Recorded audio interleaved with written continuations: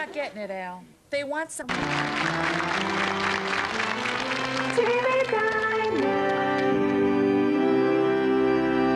Allerførst vil jeg takke for de mange breve, der er indgået til TV-dagen.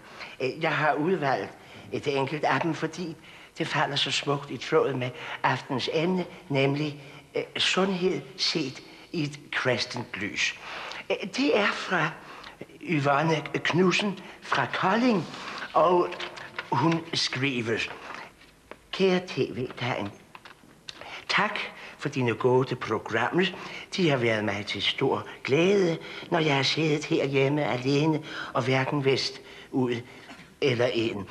Jeg er 32 år og arbejdsløs. Jeg har mange bekendte, men ingen rigtige venner, og der er ingen grund til at skjule, at jeg føler mig meget ensom. Jeg ved, at mit ensomhed ikke skyldes mit udseende, for det fejler ikke noget.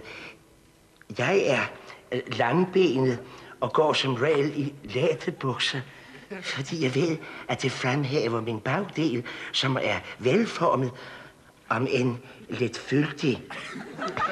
Jeg er særdeles smal om livet, men har til gengæld en ganske betydelig barm, som jeg ikke behøver at skamme mig over.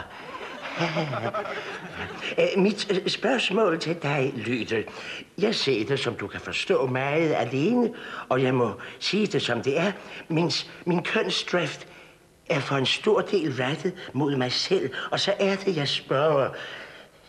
Når jeg i perioder ikke kan modstå fristelsen til ofte flere gange i døgnet og så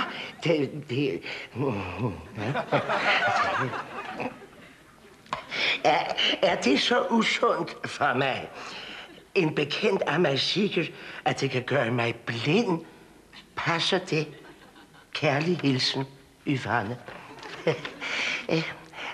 Tak for dit brev, Yvonne. Nu er jeg jo ikke fagmand på området, men jeg kan sige dig med sikkerhed, at blind, det bliver du ikke. Højst lidt langsynet.